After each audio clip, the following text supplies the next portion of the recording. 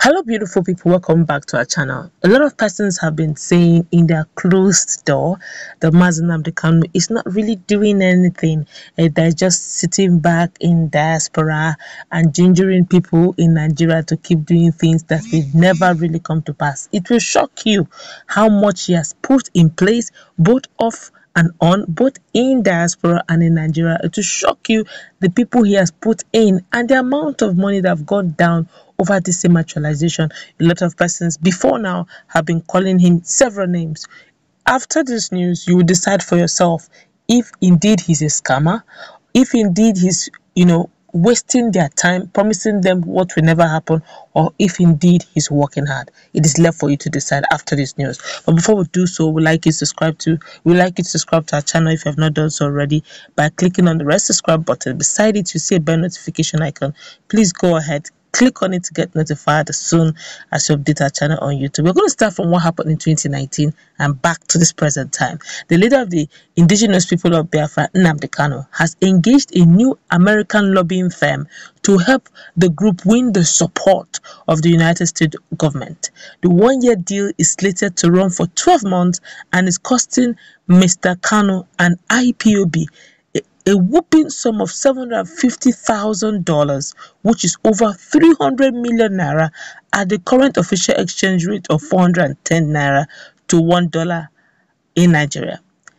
In possession of the contract papers, which Nnamdi Kanu signed with BW Global Group, that's BWGG LLC, in February, the firm co-owned by Geoffrey Beryl and Alan White is registered in Washington, D.C., the United States capital, which has a high concentration of top government officials, lawmakers, policymakers, and opinion leaders who IPOB is trying to engage on the rightfulness and necessity of his cause.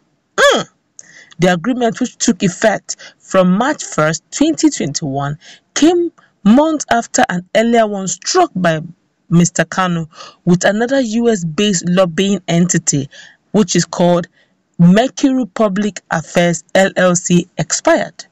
Under the old contract, IPOB through Nnamdi Kanu paid $85,000 per month beginning from September 23rd, 2019, in addition to a $5,000 one-time compliance fee.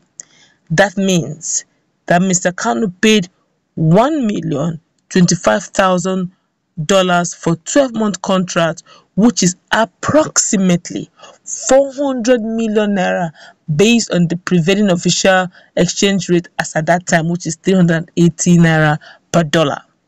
In June last year, the Nigerian government fumed at the deal, which it claimed was aimed at discrediting the country in the US and Europe, where details went out of how both the old and new deals from the contractors' registration statement and agreement filed at the Foreign Agent Registration Unit of the U.S. Department of Justice came by. The registration mandatory under the U.S. Foreign Agent Registration Act of 1938 and for public disclosure entails filing documents including completed pre-designed forms marked Exhibits A and B, and the agreement stipulated the full services of Nnamdi Kanu wants. That's the services he wanted in this deal. The term of the successful contract, with a strict focus on the US, appear to be of Nnamdi Kanu's quiet but broad effort to win the support of the US government, Congress, policymakers, and opinion leaders for IPOB. The filings by BW Global Group, that's BWGG, after negotiations were concluded in February, show that the firm was engaged by Mr. Kanu to undertake political activities in the U.S. on behalf of IPOB. The activities include engaging the U.S. government, Congress, and the Department of State, the equivalent of foreign affairs ministries in Nigeria and other countries, and engaging policymakers on behalf of IPOB.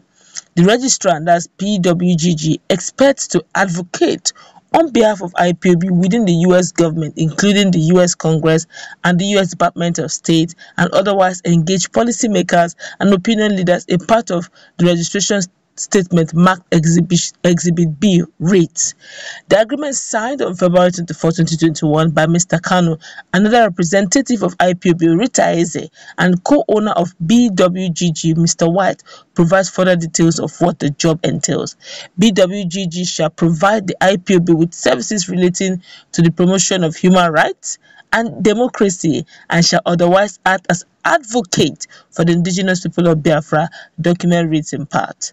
It added that BWGG may also undertake other similar services that might be referred to BWGG from the IPOB from time to time by mutual agreement. The deal has the same scope as the expired contract executed by Mercury Public Affairs LLC.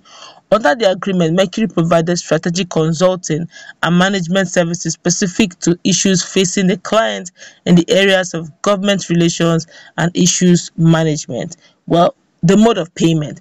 BWGG is expected to provide the agreed services under the new agreement to IPOB for a period of 1 year from March 1st, 2021 through February 28, 2022. The firm is to receive a payment for professional services of $750,000 in monthly installments, but $100,000 is to be paid at the signing of the agreement covering the first 2 months, March and April 2021, leaving a balance of $650,000.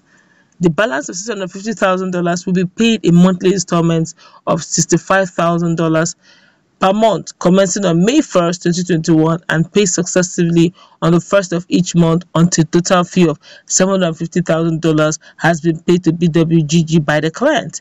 Payment to BWG shall be by bank or draft. The firm under agreement will provide monthly status report as deliverable regarding the progress and status of the project. Mr. Nnamdi Kanu, a British and a Nigerian national, has relatively strong footings in the UK.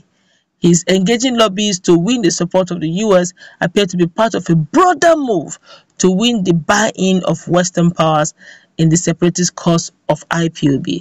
IPOB, known for its agitation for independent Republic of Biafra, has had a series of confrontations with Nigerian security agencies, weeks of encounters between group members and soldiers, culminating in a military invasion of Mr. Kanu home in Afaruku near Umuahia, the Abia state capital, in September 2017. Mr. Kanu, who once the Igbo-speaking state in southeast, carved out of Nigeria and other parts of the south to come to Biafra, fled the country in the wake of the military invasion. Following that encounter with IPOB militants, the Nigerian government obtained a court order on September 20, 2017 to designate the organization a terrorist group and to proscribe it. But the British government has yet to recognize IPOB as a terrorist group. There's even a suspicion by some officials of the Nigerian government that the Britain facilitated Mr. Kanu's return to the UK after he escaped the military invasion of his home. But Premium Times and us are yet to identify or independently verify that claim, so we do not know how true that is. It's just an allegation. With the charges of treasonable felony still pending against him at Federal High Court in Abuja, Nigerian government has repeatedly filmed about the protection he and other IPOB members appear to be getting from the British government. Since fleeing Nigeria, Mr. Kanu continues to engage IPOB members through his social media channels, with the government often attributing escalating violence in the Southeast region to IPOB. Many local and international human rights organizations have also condemned years of military attacks on the group that started as peaceful organization pursuing the rights of its members to self-determination. Whoa! Now this is different. A lot of persons have been saying, how true is this? Mazen Kanu have been talking about this Biafra, when is it going to come? Now you've heard it. He's doing not just open one, but even underground works. Let's move to the comment section, please.